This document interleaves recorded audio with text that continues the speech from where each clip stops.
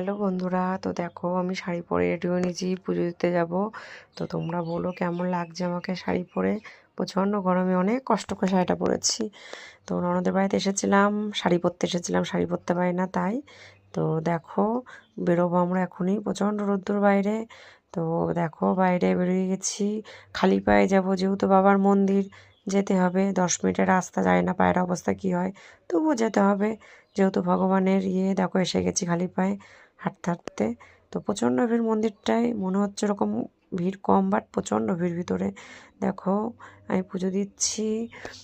আমি বিয়ের এই 12 বছর বিয়ে হয়েছে ধরো, এখানেই প্রত্যেক বছর আমরা দিই পুজো। এই মন্দিরটা আমাদের কালীতলায়, তো খুব ভালো মন্দিরটা, জাগ্রত।